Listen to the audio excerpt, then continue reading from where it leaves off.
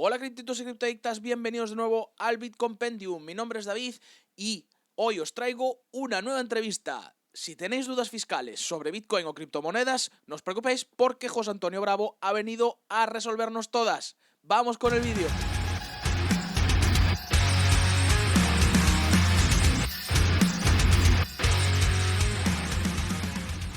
Pero antes, como siempre, si esta es tu primera vez en el canal, hola, suscríbete, actívate todas las notificaciones, dale al like a este vídeo, pero dale a que te salgan todas las notificaciones cuando os suscribís, que os sale una campanita. ¿Por qué? Porque me ayudáis a mí a poder seguiros dando contenido de calidad y os ayudáis a vosotros a poder seguir estando al día de todas las noticias y de vídeos más en detalle y entrevistas como esta, entrevistas que iré haciendo conforme más personas relevantes nos vayan diciendo que sí a venir al canal.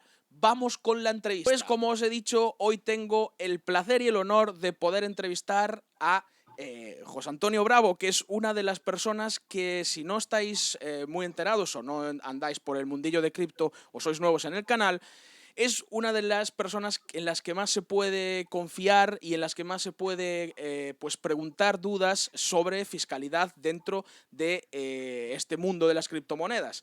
Así que va a ser seguro una entrevista súper interesante y una conversación muy interesante. Y nada más, vamos a empezar con ella y empiezo pues pidiéndole que se presente, que nos cuente un poquito quién es y de dónde viene y a dónde va, ¿no? Y para esta gente, vosotros todos que aún no lo conozcáis. Hola, buenas tardes. Mira, soy José Antonio Bravo Mateu, soy economista, asesor fiscal y bueno, es a lo que me dedico desde 2013. Antes he estado trabajando en empresas, llevando la parte fiscal y contable y desde 2013, como os digo, en el ejercicio profesional de la actividad de asesoramiento fiscal. Pues claro, y me diréis, ¿por qué traes aquí a un asesor fiscal y porque sabe de cripto? No es que solo sepa de asesor fiscal, es que el tío se ha metido en cripto y claro, vamos a preguntarle, ¿y cómo llegaste a este mundo de cripto, José Antonio? Porque hay mucha gente que aún, digamos, de los mercados tradicionales, ¿no? O de esta economía tradicional que pues está muy verde, aún falta mucho porque se metan ahí. Entonces, la verdad, si me permites, es curioso, ¿no? Que se vea gente, pues eso, que se dedica a la fiscalidad, incluso pues otra gente de bancos también, que siendo, digamos, el enemigo, ¿no? Pues también está metida en cripto, ¿no? Así que, ¿cómo llegaste a este mundo? ¿Cómo saltaste? Pues mira, yo desde desde finales del siglo pasado, porque yo ya soy un poquito mayor, tengo 52 años, voy a hacer en mayo.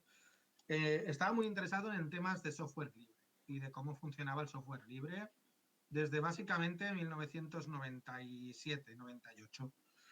Y a través de gente que había trabajado en cosas como OpenOffice o BitTorrent, empecé a conocer lo que era un nuevo tipo de dinero que se estaba creando, que era Bitcoin. ¿Vale? Y cómo alrededor de Bitcoin se estaba creando toda una serie de nuevas monedas, de nuevas formas de hacer dinero, y básicamente me sorprendió y quise informarme. Cuando yo entré, era la época de Mt. Gox y todo esto, daba un poco de miedito, ¿vale? Porque veías que ahí en Mt. Gox había desaparecido un montón de pasta, gente Sí. que había puesto dinero y le habían desaparecido de pronto 12, 15 mil euros, les habían desaparecido en Mt. Gox. Y pues era algo sorprendente y me empecé a informar de cómo funcionaba y tuve pues mis etapas de ir conociendo lo que es Bitcoin, ir sabiendo cada vez más, ir mirando otras criptomonedas para ver qué características tenían, si podían ser mejores o peores que Bitcoin. Y fui un poco una trayectoria que es muy normal de gente que hemos entrado en 12, 13, 14, 15, que es Bitcoin, empiezas a ver Bitcoin, empiezas a ver luego las altcoins y luego no sé por qué razón empiezas a dejar las altcoins de lado para volver a Bitcoin. Y a ver que en Bitcoin muchas cosas que se podían hacer en las altcoins las puedes acabar haciendo en el Bitcoin. Es una cosa que a muchos que hemos empezado el camino en esa época nos ha pasado. Otros no, otros han quedado a lo mejor en Ethereum o se han quedado en blockchain, pero yo fui de los que hicieron el viaje de ida y vuelta a Bitcoin. Pues qué interesante. Y es verdad que lo que dices que normalmente el orden suele ser así. Te suele atrapar primero Bitcoin, luego empiezas a ir a las altcoins. Hay gente que, bueno, pues se queda ahí entre medias, ¿no? Y hay otra gente que, pues, o se decide para ir a un lado o al otro. Claro, este canal se llama Bitcompendium y te tengo que preguntar, entonces, ¿cuál es digamos, tu opinión sobre Bitcoin? ¿Crees que es un activo meramente especulativo después de estar, pues ya ves, tenemos aquí un OG, ¿no? O lo que se suele llamar un veterano de la cripto. ¿Crees que, digamos, es eso? ¿Simplemente una pompa especulativa o que puede ser parte de la solución al problema, pues, un poco macroeconómico mundial, ¿no? Que estamos teniendo con esto del quantitative easing y la inflación disparada y todo este tipo de cosas? Para mí, personalmente, Bitcoin, y además cuando lo conocí lo vi así, es la capa de transmisión de valor que le faltaba a Internet cuando se creó. Hacía falta una capa de transmisión de valor que fuera tan peer-to-peer como podía ser mandar un correo o podía ser entrar a un foro y conversar. O sea, necesitábamos una forma de mandar mensajes de valor. Podíamos mandar mensajes de texto, podíamos mandar fotografías, podíamos mandar muchas cosas, podíamos mandar vídeos, pero no podíamos mandar valor. Yo no podía mandarle dinero a alguien si no tenía por en medio un procesador de pagos. Necesitaba Bueno, uno o PayPal más. o más, Sí, efectivamente. efectivamente. Necesitaba PayPal, pero PayPal al principio tampoco era un banco. Necesitaba los bancos por medio y necesitaba 2, 3 procesadores de valor para mandar dinero desde, desde José Antonio Bravo a Bitcoinpendium, por poner un ejemplo. Y Claro, claro, no tenía lógica cuando yo podía mandar un correo directamente o un mensaje directamente, peer-to-peer, yo podía hacerlo. ya.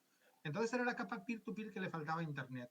Además, se crea con unas cualidades por las cuales se convierte en un activo único, como es evitar el doble gasto, como es su escasez, que su escasez lo que provoca es no deflación, sino desinflación, o sea, evita la inflación y los peligros de la inflación, y entonces tiene unas características que lo hacen especial, que lo convierten básicamente en algo similar al descubrimiento del oro para las civilizaciones del siglo del año 5000 o 6000 antes de Cristo, ¿vale? Lo convierten en una forma que puede globalizar el comercio, que es lo que al final consigue el oro. Todas esas características lo hacen un activo especial y lo hacen no solo un activo, sino una red que complementa Internet. Para mí es la capa de valor de Internet. Sí, está claro que hay mucha gente que lo considera un protocolo. No, digamos, no habla como de Bitcoin la moneda, sino como un protocolo. Igual que el TCP/IP es el protocolo de Internet, igual que, pues yo qué sé, pues eso, el email es el protocolo pues el correo electrónico, pues esto va a ser básicamente el protocolo de transferencia de valor estándar para el mundo. Y es una manera muy lógica de verlo y muy difícil digamos, de atacar, quiero decir, porque es que las cosas son muy obvias, los hechos están ahí y el hecho de que Bitcoin sea capaz, pues eso, de dar finalidad a una transacción de una manera, pues eso, verificable, inmutable y en tan corto tiempo, pues es muy difícil de competir con lo que hay ahora mismo. Y hablando de esto, los bancos centrales están, claro, ya pasaron la fase un poco de me río de vosotros, lucho contra vosotros, bueno, aún están ahí en lucho contra vosotros, y ahora me uno a vosotros, pero se unen haciendo sus propias, pues eso, divisas digitales, ¿no? Del Banco Central, lo que se llaman las CBDCs, estas que se empiezan a hablar, con el Banco de Canadá, pues publicando ya un PDF diciendo, Rusia en el 2022, pues queriendo hacer pruebas. Entonces, ¿tú qué crees cómo nos va a afectar esto a la gente que utilizamos criptomonedas y a los que no utilizan criptomonedas aún, los normies, o como así decirlo, pero que bueno, esto se les viene encima? ¿Cómo crees que va a ser este proceso? Pues va a ser un proceso muy curioso. Ya por ejemplo, se está escuchando que China, que es la que tiene el proyecto más avanzado de todo el Uh -huh. mundo, no va a utilizar blockchain. Es una cosa que a mí me ha sorprendido cuando lo he leído. China no va a Mm. utilizar blockchain. Es decir, lo que se va a crear en todos los casos es un dinero digital, centralizado, eh, inflacionario. O sea, va a ser cambiar una especie, que es el dinero digital que existe ahora, por otro dinero digital distinto. Que va a tener que utilizarlo igual el sistema bancario, porque si no, ellos mismos son los que le pegan un tiro en el pie al sistema. No puedes crear cuentas fuera del sistema bancario y cargarte el sistema bancario en un país. Ni China puede hacer eso. Porque entonces lo que haría es cepillarse todo lo que es el sistema financiero que sostiene China. Entonces, va a ser algo muy difícil de encajar, no solo desde el punto de vista técnico, es lo de menos, sino desde el punto de vista de la estructura financiera que hay detrás de ahora mismo el sistema bancario en el que vivimos, en el siglo XXI. Es decir, tenemos en una primera capa el Estado, que tiene su banco central, en una segunda capa los bancos comerciales, que son los que distribuyen el dinero desde los bancos centrales, y en una tercera capa tenemos a otro tipo de procesadores de pago como Visa, como PayPal, etcétera. Bueno, PayPal ya es un banco en sí, que lo que hacen es facilitar también el movimiento de dinero hacia de los usuarios. Hay varias capas en el negocio.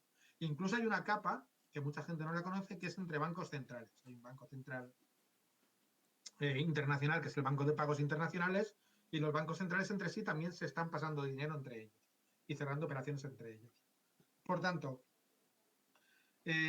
si de pronto crean un sistema similar a Bitcoin y las criptomonedas, donde que todo sea peer-to-peer y lo hacen absoluto, la gente dejaría de ir a los bancos a depositar su dinero y todo el sistema bancario y financiero caería como un castillo de naipes. Tendrían que buscar una forma de modularlo, porque mucha gente que ahora se ve obligada legalmente a tener una cuenta corriente, porque si no, no cobran su pensión, o porque si no, no les dan una subvención, o porque no pueden directamente comprar nada si no tienen una tarjeta de débito, verían reforzado eso y abandonarían a lo que es la banca financiera actual. Entonces, tienen que hacerlo muy bien, con pies de plomo, y no va a ser una cosa de hoy para mañana. No vamos a tener un euro digital en 2025 ni en 2030, sino tendremos algo similar a lo que tenemos ahora, pero que no va a sustituir al sistema financiero.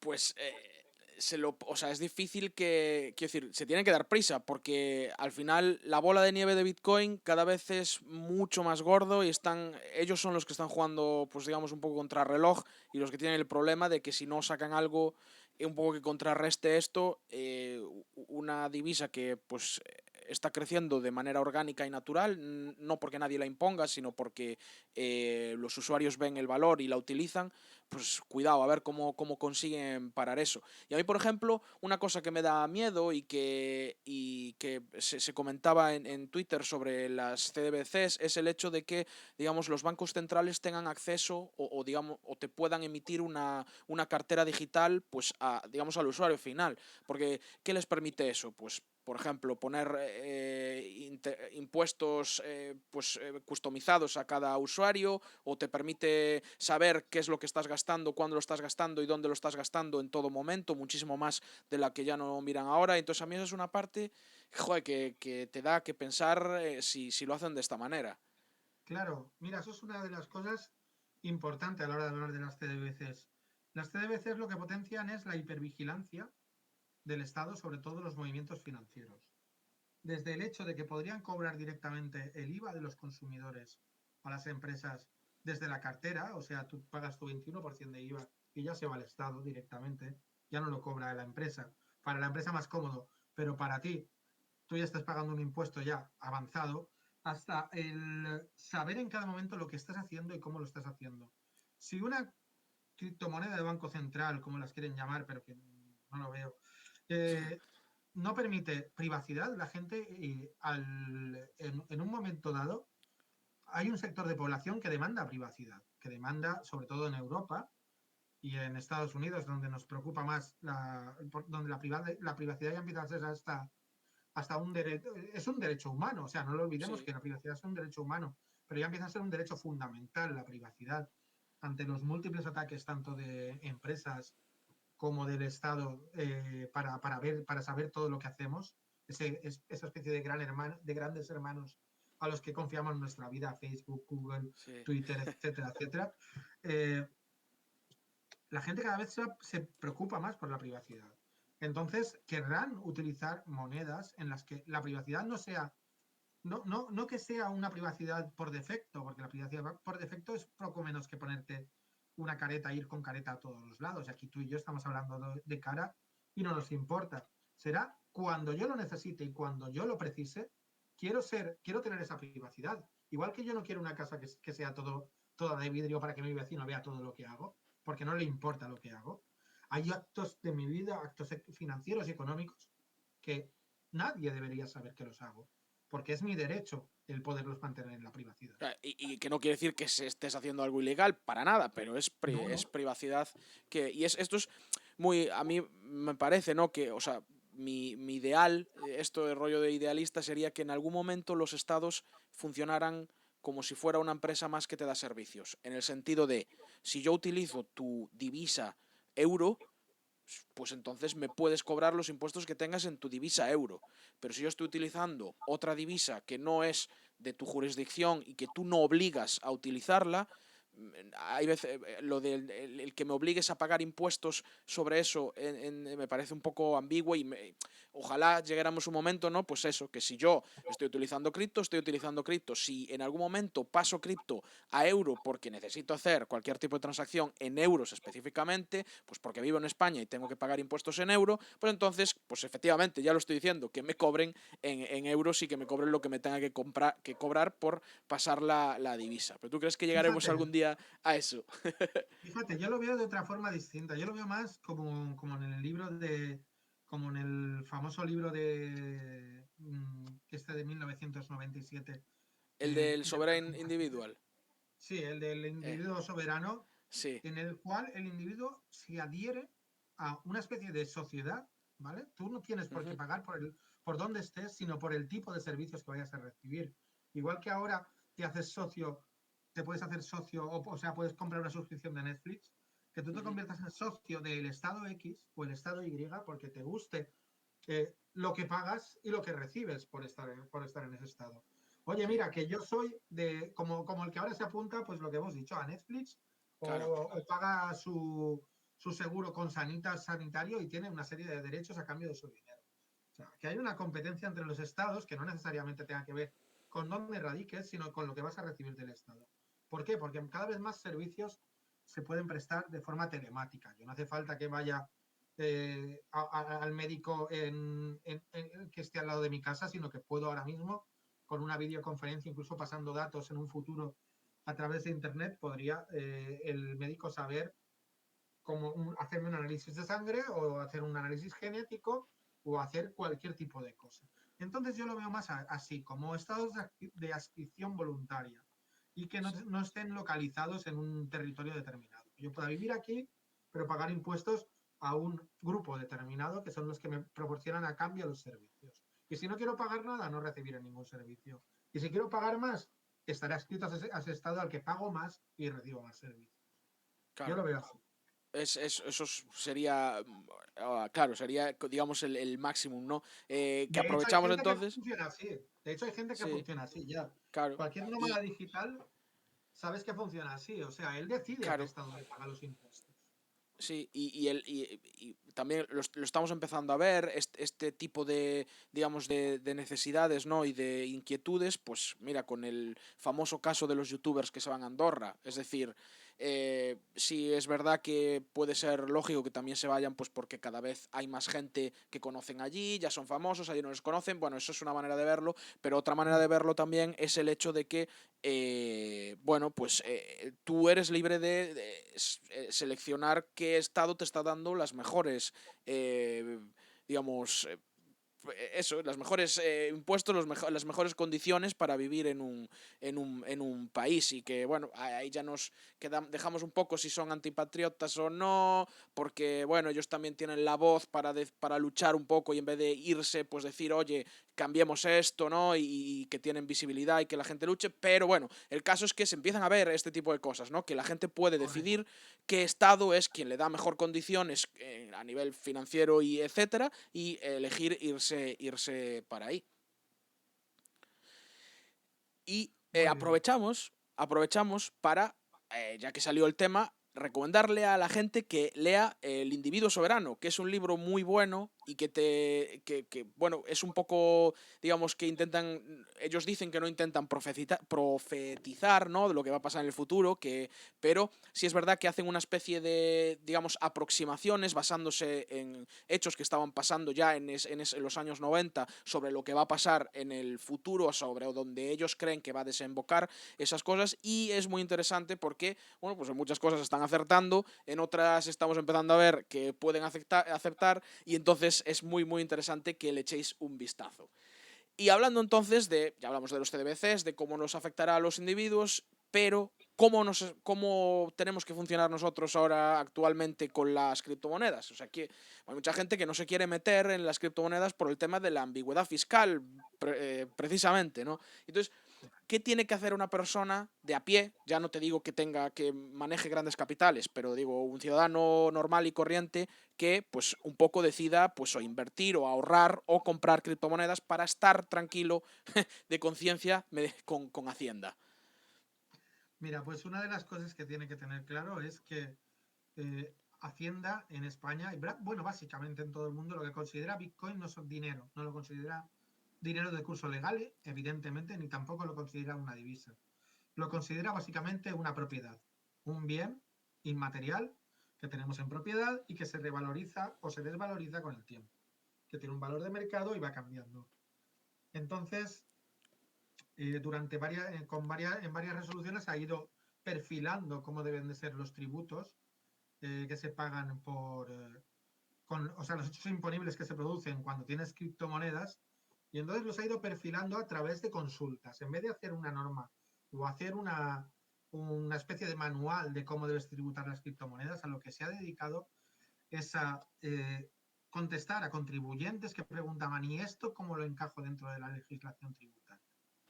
Entonces ha hecho o sea, consultas muy variopintas, desde consultas que tienen que ver con la minería de Bitcoin, que ha declarado en estas consultas que la minería de Bitcoin es una actividad económica y debe declararse como tal, aunque no está sujeta a IVA. Ajá. También ha hablado, las más importantes que ha hecho son las que hablan de eso, de qué pasa cuando yo vendo Bitcoins. Claro. O sea, hay una consulta muy interesante que dice eso, que el Bitcoin es un bien inmaterial y que cada vez que vendo un Bitcoin tengo que declarar una variación patrimonial, ganancia o pérdida patrimonial, por la diferencia entre su valor de transmisión y su valor de adquisición. Uh-huh. Entonces, eso es importante. Cada vez que yo lo venda, pero dice, y cuando yo cambio entre criptomonedas, Claro. ¿qué pasa? Una de las preguntas que todo el mundo me hace, Exacto. básicas. Pues el cambio entre criptomonedas, como estoy cambiando un bien por otro, lo que Uh-huh. tendría que valorar también es la ganancia patrimonial que se produce. Porque yo estoy cambiando un bien que puede haber subido o bajado de valor por otro bien. Al Uh-huh. cambiarlo por otro bien, mi patrimonio ha variado. Entonces hay una variación patrimonial. Y ahí puede haber una ganancia o pérdida patrimonial, ¿vale? Por diferencia entre el valor de transmisión y el valor de adquisición. Pero en este caso, el valor de transmisión no lo tengo claro. O sea, ¿qué valor de adquisición será? Porque tengo un valor de la moneda que entrego y un valor de la moneda que recibo. Pueden Claro. tener valores distintos. Pues es el mayor de los dos. Si yo Ay, claro. entrego, claro, siempre barriendo para casa. Exacto. La La banca legislación siempre gana. barre para casa y dicen el mayor de los dos. Entonces dice, si yo entrego una que vale 3.000, pero la que recibo vale 3.005, pues cogeremos los 3.005 como valor de transmisión para restarle el valor de adquisición. ¿Vale? Además te dice ahí en la consulta vinculante te dice que como cada moneda es un protocolo distinto, que cuando haces cambios son bienes distintos. Podría haber dicho, no, esto es como las divisas, y entonces cuando tú cambias entre divisas, el artículo 14 de renta te dice que todos los cambios que hagas entre divisas hasta que no vuelves a euros no pagas. Pero Uh-huh. aquí no han querido esto, sino que han dicho son Claro. bienes y no son divisas. Así que por cada cambio que hagas me vas pagando. Es más, encima dicen, como son bienes homogéneos y cada uno con su protocolo y son fungibles, ¿qué vamos a hacer? Te metemos el método FIFO. ¿Qué quiere decir el método FIFO? Que independientemente de dónde compres, lo que importa es cuándo compres. Y las primeras que compraste son las primeras que venderás.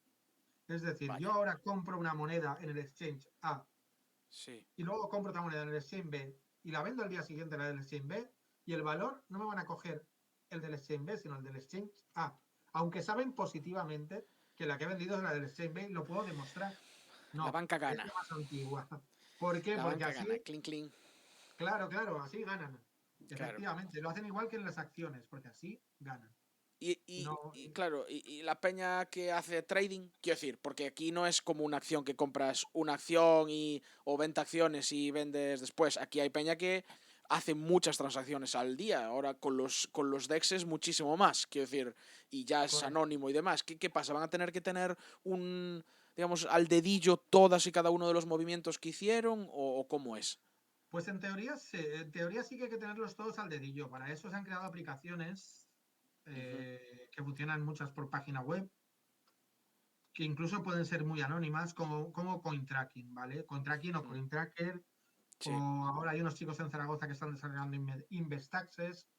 También tengo noticias de un chico que me contactó hace poco que está desarrollando también su propia herramienta, ¿vale? Están desarrollando cada vez más herramientas. Atani también aquí en España se A Tani la conozco dedicó, también.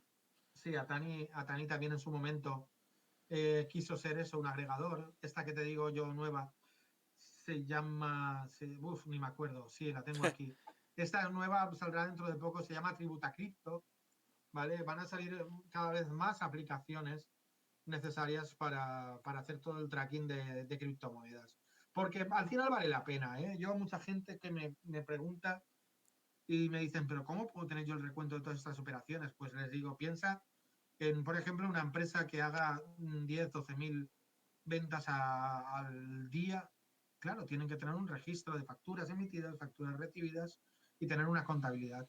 Pues aquí no es tan difícil, es un poco más sencillo y basta con que tengamos precios de venta, precios de compra y cada moneda clasificada. Y entonces estas herramientas lo que nos van a facilitar es eso, todo ese historial de monedas, todos esos movimientos, poderlos tener clasificados y poder sacar nuestros informes fiscales. Ujú. Entonces es lo que siempre recomiendo. Pon una API, ¿vale? Suelen funcionar con APIs, con CSVs. Si tienes muchos movimientos, pones la API del exchange y te va a ir leyendo cada día todos los movimientos que has hecho, te los va a ir clasificando y él solo te va a hacer el informe. Entonces es bastante útil. Y quiero decir, ¿esto cómo va? Para preguntas de novato total. Quiero decir, ¿tienes que empezar a informar cuando tienes cierta cantidad o desde el minuto cero que empiezas con cripto o cómo es este tema? Vale, te explico. Las ganancias patrimoniales que se producen, que van a renta, igual que los ingresos de otro tipo, los ingresos que nos puedan venir, por ejemplo, por un airdrop o por Coinbase Earn, por decir algo así, Eh, o porque regalan alguna moneda, todo eso tiene que ir a renta, ¿vale? Cada cosa en su sitio. Las ganancias y pérdidas patrimoniales como ganancias y pérdidas patrimoniales y las otras ganancias que no tienen que ver con la venta de activos, ¿vale? Que sean las monedas que nos regalan, como ujú. ganancias que puedan venir que no vienen de transmisión de elementos patrimoniales, se quedarían en la base general. Entonces, todos estos movimientos los tenemos que tener sistematizados y guardaditos para que cuando leamos el informe fiscal sepamos a dónde vamos a ponerlos en nuestra renta. Es Claro. importantísimo porque así, de esa forma, si en algún momento Hacienda nos pide información, la podemos mostrar. Además, importante, justificantes de compra el máximo posible. Yo no digo que si se nos ha perdido un justificante de una compra de 100 euros, nos vayan a poner en una picota, ¿vale? Pero también que no tengamos todas las ganancias desaparecidas o que no podamos demostrar cómo invertimos nuestros primeros 10.000 euros, ¿entiendes? O sea, Claro. esto lo he ganado porque me lo han pagado por hacer servicios de copywriting. Mira, ves si tengo una factura. O esto lo he ganado porque lo compré en mano, ¿ves? Aquí no tengo factura, pero te tienes que creer mi versión. Ya. ¿Vale? Eso es una cosa importante porque mucha gente me llama asustada. ¿Y cómo demuestro yo no sé cuántos movimientos que he hecho en mano o qué tal? No, el problema no lo tienes tú no tienes que demostrar nada. Tú, como contribuyente, la veracidad de lo que dices se presupone. Si Hacienda tiene una prueba en contra tuya, la Ujú. podrá poner, pero Hacienda no puede decir, no, lo que estás diciendo es mentira. Si no puede demostrar que es mentira, la veracidad de tus declaraciones es un presupuesto Vamos, de que las eres inocente operaciones. hasta que se demuestre lo contrario. Efectivamente, ese es el principio. Inocencia mientras se demuestre lo contrario. No culpable porque no lo puedes demostrar, sino inocente mientras Hacienda no demuestre que mientes o que Entonces, tus declaraciones no es veraz. si es airdrop o alguien te dio, o porque me preguntaban también, cuando yo pregunté en mis grupos, oye, tengo aquí la entrevista con José Antonio, a ver si tenéis alguna pregunta y tal, y me decían, pues eso, ¿qué pasa? ¿Qué hacemos con los airdrops? ¿O qué hacemos si, me ponía un ejemplo, qué pasa si pues me compro un PC de segunda mano y resulta que tiene una wallet y que tiene pasta ahí, o algo así? ¿Qué pasa con esas cosas que, joder, cuando estás expuesto al mundo cripto, pues a veces, pues eso, tienes airdrop, te dan cosas porque hiciste no sé qué o no sé cuánto y al final eso tiene un valor. Eso entonces va a renta, no va a patrimonio.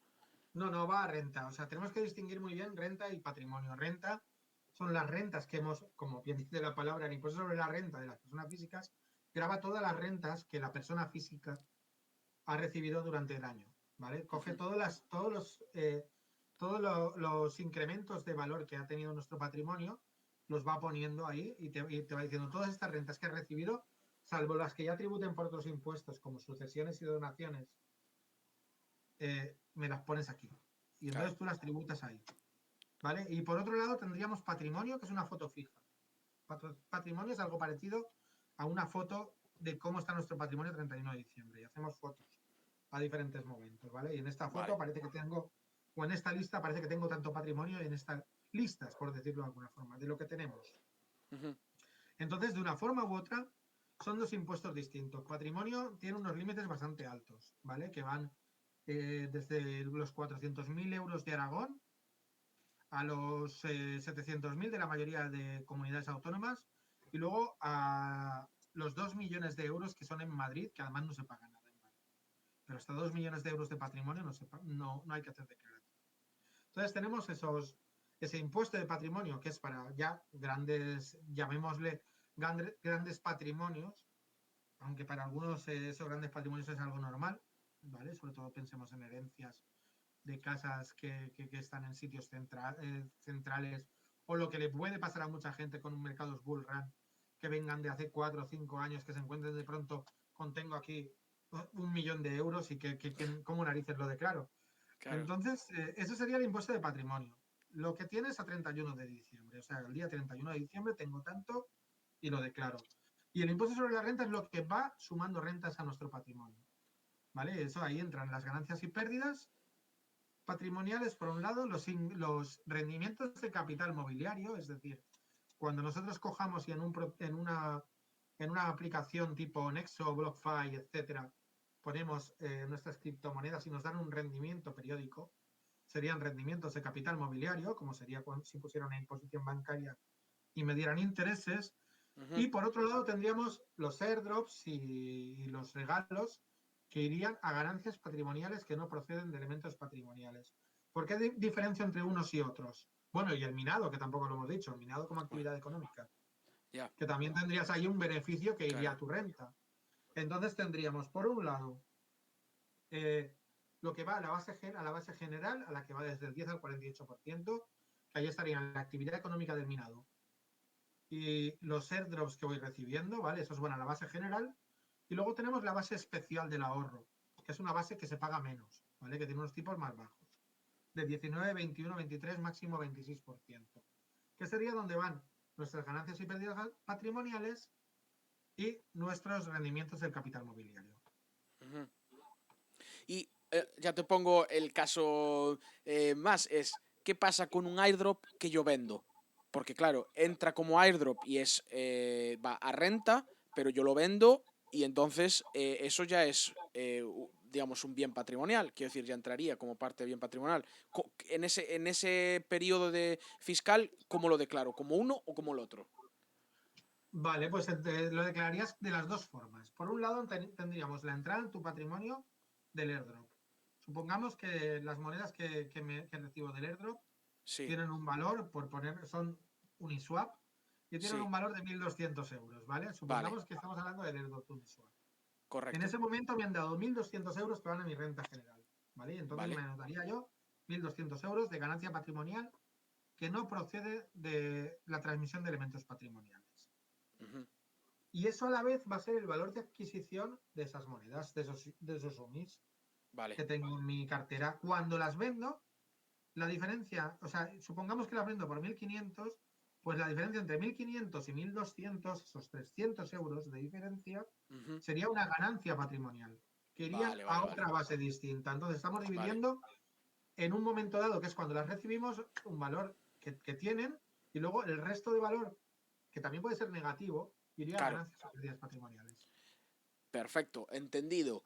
Entonces, ya vamos con la última pregunta, aunque es súper interesante preguntar todas las dudas que te van viniendo por ahí, pero tampoco vamos a estar 800 años, ¿no?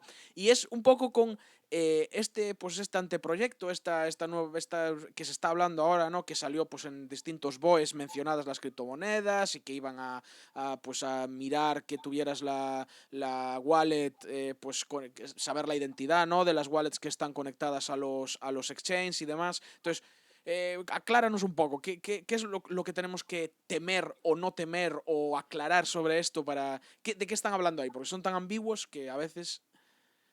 Efectivamente, a mí una de las cosas que más me molestan en general es cómo la ambigüedad con que se tratan estos temas cuando son temas que tienen que ser muy exactos, ¿vale? Y hay que bajarlos al ciudadano de a pie, no explicarlos a los bestia.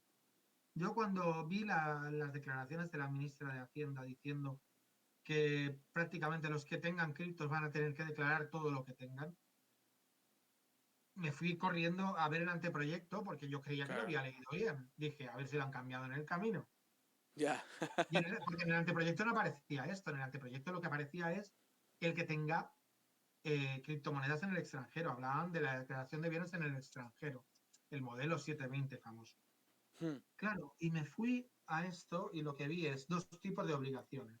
Una, para exchanges y casas de custodia que están en el extranjero, o sea, que están en España, perdón, exchanges, casas de custodia que están en España, aparece una obligación de ciertas transferencias que se produzcan y los saldos en determinados periodos, algo parecido a lo que hacen los bancos, se deberá informar a Hacienda. Es decir, si yo compro en una casa de compraventa de criptomonedas situada en España, como hay varias, Ujú. eh, esas empresas tendrán que informar que yo he hecho de que yo he hecho una compra en esa empresa y de que Claro. yo mantengo un saldo determinado. Y también deberán informar de que yo he hecho una transferencia a quien sea. Deberán informar de esa transferencia. Ya, ya, Por ya. otra parte, aparecía también una obligación para los que emiten nuevas criptomonedas o nuevos criptoactivos de cuando se haga una venta de esos criptoactivos, identificar con su NIF y su nombre y su dirección a los compradores, una cosa que yo pues quiero ver cómo lo implementan. Tengo mucha Ya. curiosidad, porque todo esto lo van a tener que desarrollar. Luego, en un segundo tramo, hablaban de la inclusión de las criptomonedas dentro de la declaración de bienes en el extranjero. Es decir, si yo, como contribuyente en España, mantengo un saldo determinado en empresas de compra-venta de criptomonedas en sus wallets propietarias y, o en una empresa de custodia de criptomonedas, Ujú. deberé informar de lo que tengo en esas empresas.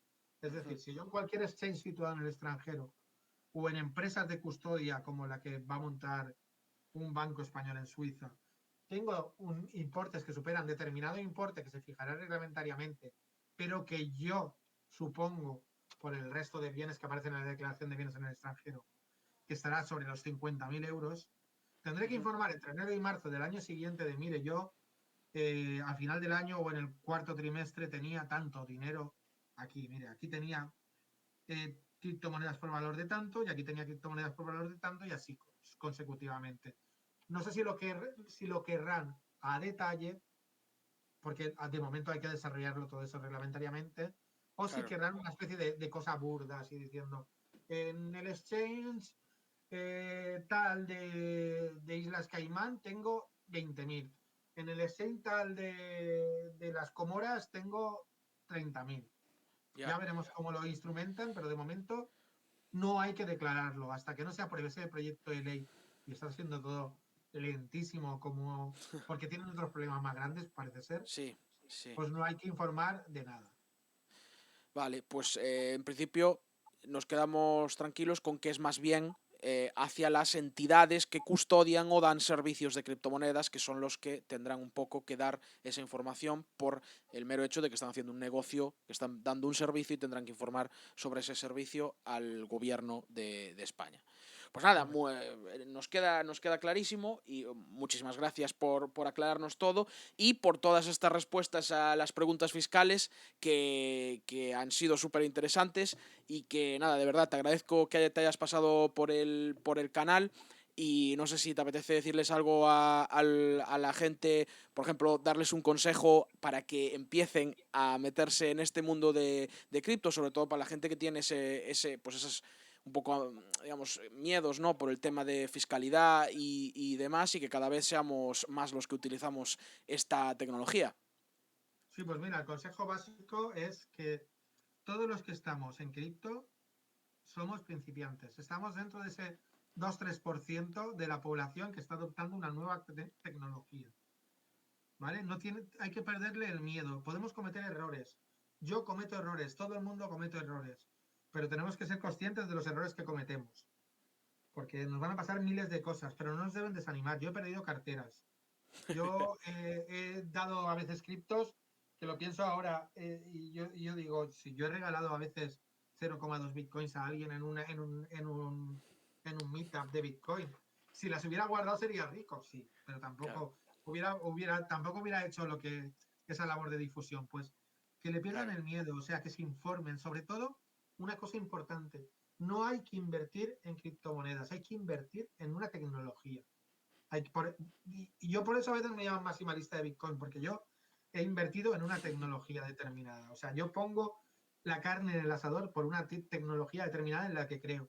Y eso es lo que tiene que hacer todo el mundo, informarse, leer, entrar hasta el meollo de la cuestión y ahora ahí es cuando ya tienen que tomar su decisión de inversión. No eso de, oye, ¿tú crees que es buen momento para comprar Bitcoin? ¿O tú invertirías en Matic, ADA, etcétera, etcétera, etcétera? No lo sé, haz tu propia investigación, que es una cosa que también decimos mucho, do your own research, y tú ya sabes en ese momento lo que debes comprar o no debes comprar. Pero eso es básico. Mójate, entra en el terreno, embárrate, gástate dinero que sepas que no te importa perder, pero métete en Aunque la sea poco tecnología, o ya que es tu mucho, sí. futuro. Exacto, y es lo que siempre os digo. Nosotros no os fiéis, o sea, no os fiéis, no, tampoco es la palabra, pero quiero decir, simplemente tened en cuenta lo que nosotros decimos, tanto José Antonio como yo, pero tiene que ser un punto de vista más, una perspectiva más para lo que decidáis por vosotros mismos. Y mucha gente de la que estamos intentando divulgar criptomonedas, lo único que queremos es que cada uno tenga su propio punto de vista y tome sus propias decisiones, porque no sirve de nada el hecho de que compres porque crees que va a subir o porque te dijo no sé quién que va a subir. Y lo contrario tampoco está bien, el hecho de que no toques esto porque alguien te dijo que es una mierda y que no se puede coger por ningún lado. Lee, toma tus propias decisiones y desde ahí empieza a de verdad meterte en este mundo. Así que nada, espero que os haya gustado el vídeo. Le damos otra vez las gracias a José Antonio por pasarse por el canal, que hayáis aprendido algo nuevo, que al final es de lo que se trata todo esto, y nos vemos en los siguientes vídeos.